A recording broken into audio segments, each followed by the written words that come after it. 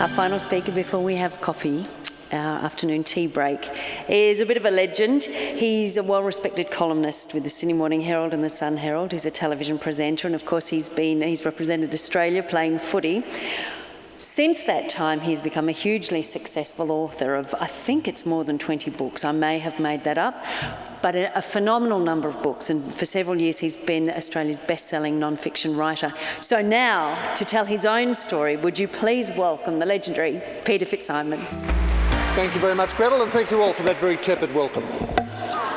That's not a bad welcome. I'll warm it up as we go along. But anyway, I'm delighted to be here in this fantastic venue. I suspect after that intro from Gretel, a lot of you will be looking at me thinking, well, he looks like a former footballer, no doubt about that. There is no way on earth, however, he looks like an author. And if you are thinking that, you're not the first to have so thought. About 20 years ago, I was invited to the highly prestigious opening of the Rembrandt exhibition at the New South Wales Art Gallery, only invited to this black tie soiree because my sister-in-law was the curator who'd brought it all the way from Holland, and before attending she'd given me strict instruction how to wear the black tie properly, how to hold the champagne glass by the stem, and we don't guzzle and throw it down our throat. We sip and we converse and we move on. And I was desperately trying to fit in with the glitterati of the Sydney arts world. Couldn't help but notice the Executive Director General of the New South Wales Art Gallery, Edmund Capon, kept sneaking glances at me. What kind of a Neanderthal is this who has wandered into the New South Wales Art Gallery by mistake? I managed to work into the conversation. Actually, I have just finished my first book. And he immediately brightened up, congratulated me, and encouraged me to read another one. So, sadly, that is a true story. For those of you who don't know me, many of you will know my wife Lisa, co-host of the Today Show. I am told by many of my mates the fact that I'm married to Lisa makes me the president of the Australian Men Punching Well Above Their Weight Club. And I am delighted to see so many of my fellow members here today. I know that you had Ita Buttrose, the great Ita Buttrose, addressing you yesterday. For those of you who were here yesterday, Lisa's career roughly parallel to Ita in magazines, certainly not to that level, but Lisa started with Dolly magazine, then she went to Clio, then Cosmo, then Australian Women's Weekly. As it has been explained to me by her colleagues, Dolly teaches you about your first kiss, Clio about your first orgasm, Cosmo how to fake your first orgasm, and Women's Weekly how to knit your first orgasm. I've been asked to speak about happiness, of course, and my book, A Simpler Time, that came out last year. I think, in fact, I am selling my books afterwards. I'm not going to hijack this occasion and ask you to read my books. I honestly don't care. All I care is that you buy my books. But they say if you had a happy childhood, you remember the sun shining, the birds twittering past, the pleasant breeze blowing in your face. If you had an unhappy childhood, you remember wet Wednesday afternoons, trudging home from school as the rain trickles down your back. For me, I not only remember the sun shining, I grew up the youngest of 7 children on a farm at Peteridge, about an hour north of here, but I remember a specific scene, waking up on the veranda of our farmhouse where all the beds were for all the kids. The sun was streaming down and I'd always get the cricket bat out from under the bed and walk very purposefully towards a cricket ball my dad had suspended beneath the gum tree on a piece of string. And as I walked, I could always hear the same things. The dulcet tones of the great ABC cricket broadcaster Alan McGilvray. And he was always describing the final day of the deciding Ashes Test. Here's Fitzsimons and Redpath walking out to open the batting for Australia. Australia always had an almost impossible 360 runs to get on the final day's play. Alas, alas, Redpath went cheaply. Both Chappell brothers let me down. And it was always myself and Dougie Walters left to put on a double-century partnership for Australia. Even Dougie left me in the end, and it was always in the final over of the day. It was me shielding DK Lilly from the strike, so I could hit the winning runs on the final ball of the day, which I always did. And if there was still time before Mum would call me for breakfast, I could also win the Davis Cup. with my good friends Tony Roach and John Newcomb, and such were my days on the farm. The story would perhaps be better if I went on to play cricket for Australia. I never did. The closest I ever got was the Knox under 14Ds. I got 73 not out for the Knox under 14Ds, which was the closest I ever got to a century, and I would have got a century unless Hugh Sinclair had gone for a selfish run. Not that I'm bitter about that. The rugby, and it'd even be better if I did better at rugby. I wish Gretel had not said out loud that I only played 7 tests. I far prefer to say, and it's the absolute truth, David Campese and I played 108 tests between us. And I'm actually a great admirer of Campo. I think probably not quite as great an admirer as Campo himself is. The former Wallaby centre Tim Horan once famously said of Campo that he fell in love with himself at an early age and has remained faithful ever since. When I look back upon the life of Peteridge, why was the life at Peteridge such a happy life? Why does it continue to be happy to this day? We still have that farm, it's in the family. I will be buried there, my parents are buried there. My sons and my daughter know exactly the spot that I want to be put beneath the sod.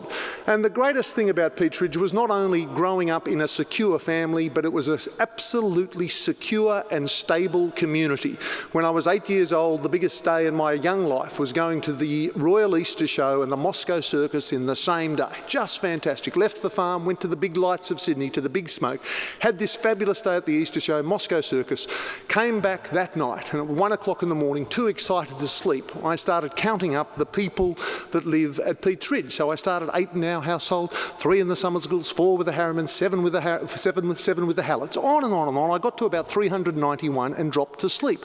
The point being that as an 8-year-old boy, I was so locked into my community to know the people around me that I could name them and like them and understand them, and they knew me. So that was that tight community. The truth of it is, in the 21st century, even though I've moved from a thinly populated community to a heavily populated area in Sydney, the only reason I know the name of my neighbour is because I see the name on the bottom of the affidavits about how tall our fence is. And I'm joking, but you take my point. I know the people 1 door down and they're lovely people, and 2 doors down, but when we get to 3 doors down and 4 doors down, there's not that same sense of community, and I miss that part. I try to create it in other ways. I put it to you that in this country, I reckon the greatest sense of community that we have had as a nation was in the lead up to the Olympic Games.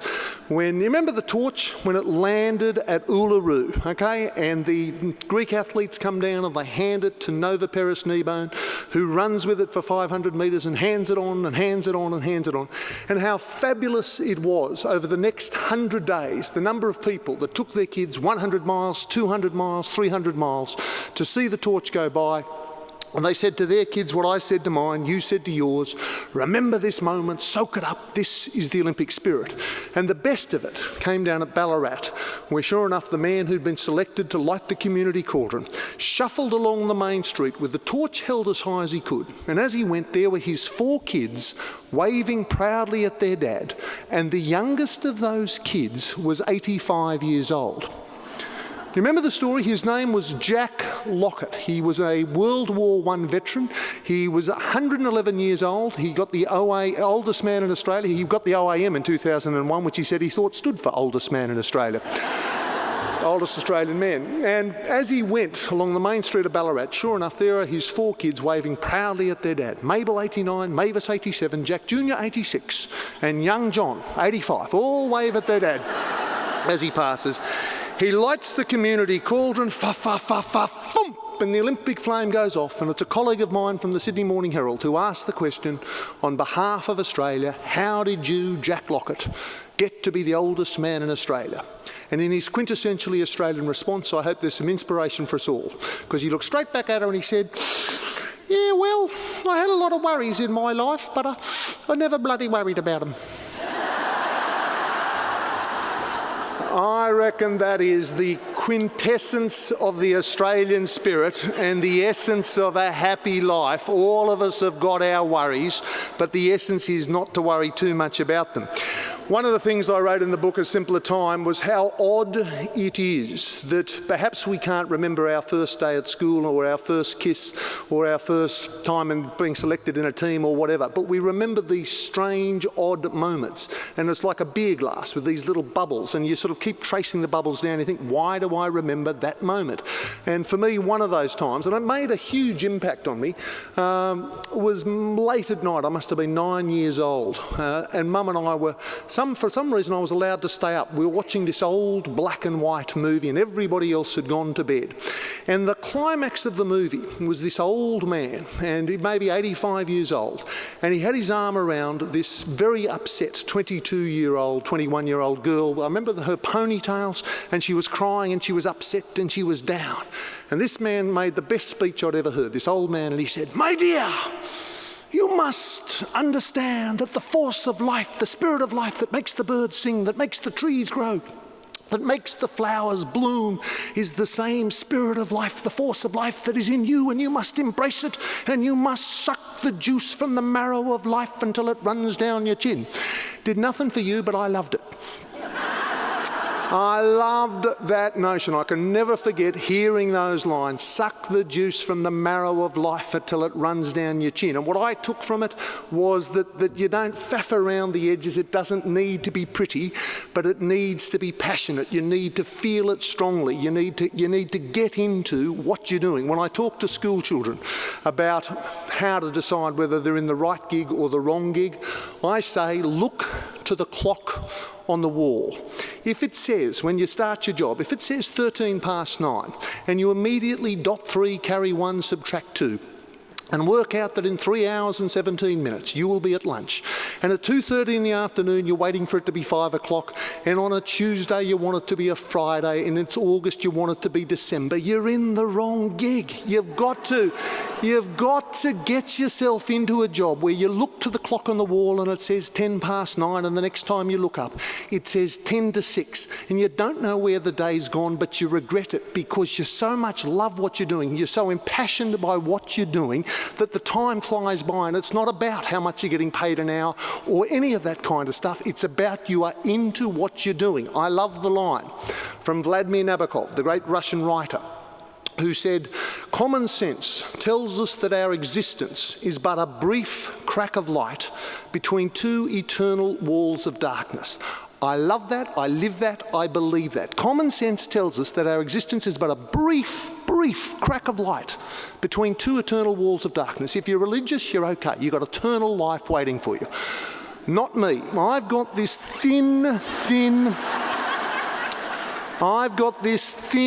band of life, this band of light that is my life, and I want my band of life to be a rainbow crashing into a kaleidoscope factory at the very instant a train filled with paint also comes in from the other side. I want colour, I want movement, I don't want to piss my time up against the wall doing stuff that I don't want to do. I want to feel impassioned by it. I feel so blessed to have found out, trying different things until I found the thing that I was passionate for, which was writing. I love writing. I was so lucky. I go back to, the thing, I suppose, when I go back to the farm, that I was blessed to have a father that loved poetry. And when we were in the tomato packing shed, Dad would always teach us poetry night after night to remember the stanza, "Movement at the station for the word had passed around that the colt from old regret had got away. She had joined the wild bush horses and was worth £1,000 and all the cracks had gathered to the fray."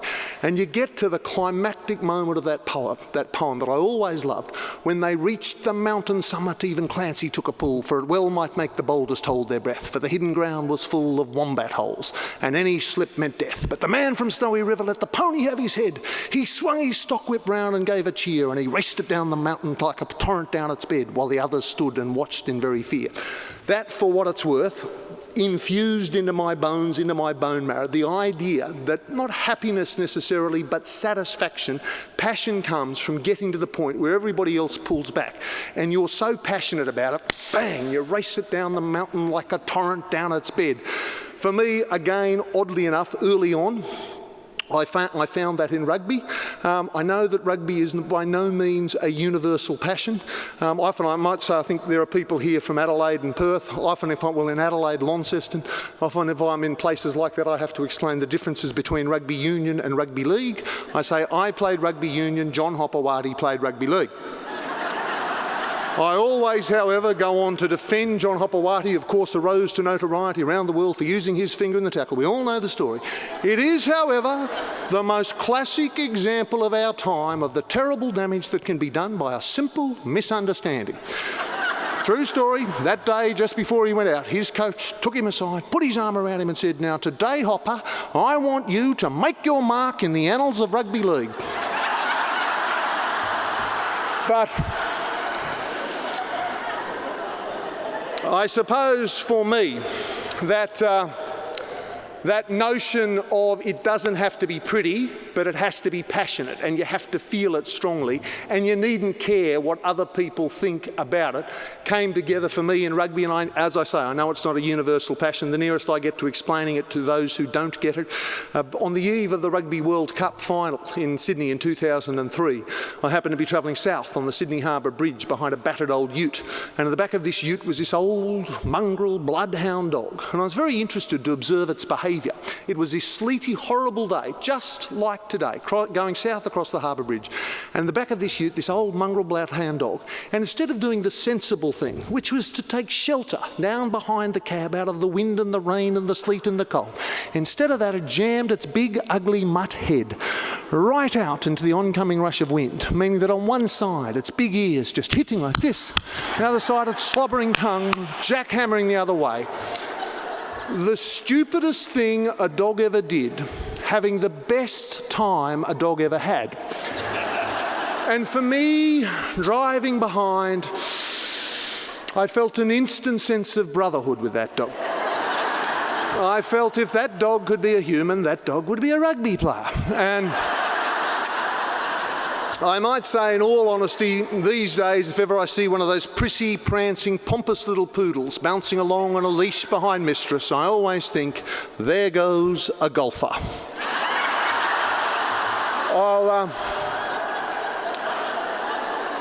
I'll leave you with two more things. I think I've got time unless somebody winds me up shortly. I'll finish very quickly. The other thing I feel happy about so many things. For what it's worth, for me, and everybody invents it in different ways, for me a sense of family is a crucial thing to me. How do I define myself? Not by the things that Gretel introduced me by, as kind as they were. I define myself as the youngest Fitzsimons of the Fitzsimons family of Peats Ridge.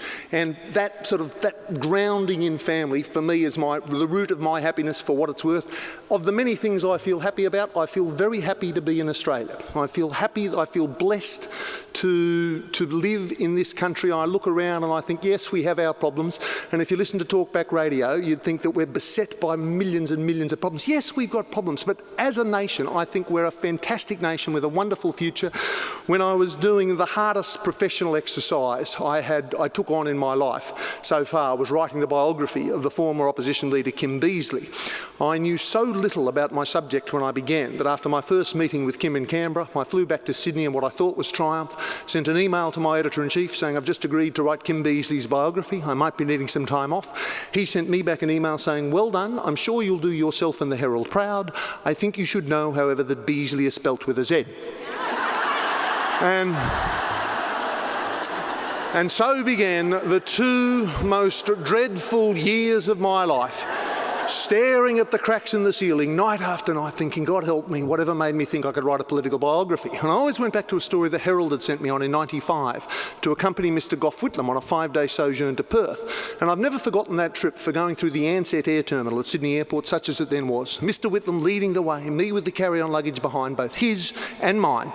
And as we went through the metal detectors, Mr Whitlam must have still had his house keys or his car keys in his pocket, because sure enough there was a sudden like that. Little guys came in to hover all over him with those metal wand detectors, and Mr Whitlam, without breaking his stride, turned to them and said, "I think you'll find it's my aura." So It was in the course of that book that I really reflected on how fabulous it is to be an Australian. And the best thing about this country is our egalitarianism, our notion that no one's better than us and we're better than no one. And I think, somebody in public life, the 6 most dangerous words that can ever be attributed to you is, don't you know who I am? You are dead from that moment as an Australian if you say that. The wonderful thing about it is that the gap between the richest and most powerful and those that are the most impoverished is not that great. It may be in the bank account, but not in the feeling between us. And the best example I can offer, and this is absolutely what happened. In 1991, after 6 months of faxes and phone calls, I was finally able to achieve an interview with the Prime Minister of the day, Bob Hawke. All he could spare me was 10 minutes at half-time of a soccer game between Australia and Brazil, but sure enough, into the Sydney Football Stadium, corporate box at half-time, came Mr Hawke. Prime Minister of Australia sat down, other people milling around, just the two of us at this table, and I put the tape recorder on the table. I said, "Sir, tell me about your greatest sporting moment." And he set the scene. There he was on the third fairway of the Royal Canberra Golf Course, and at the moment that he struck the ball, it was the sweetest sound as he'd ever heard as it sailed away towards the green, a little bit to the left, but he'd made allowance for the wind. Lands on the green, a little bit to the right, but the spin that he's put upon it.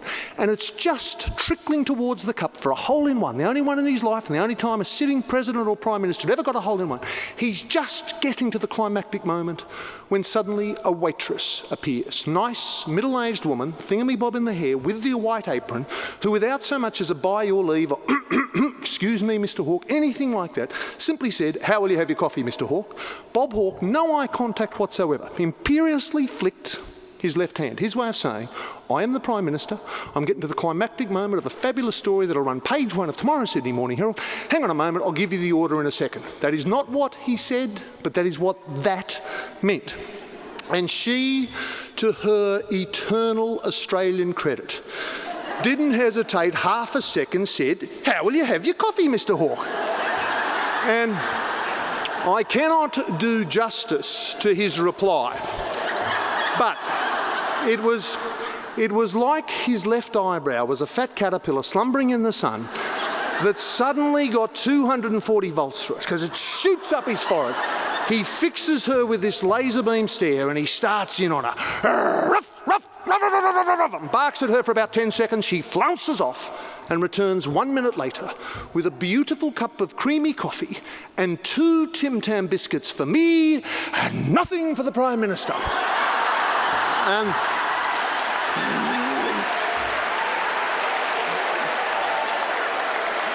as I sat there sipping my coffee and eating both of my Tim Tams while he had diddly squat, I thought what a terrific country this is to be in.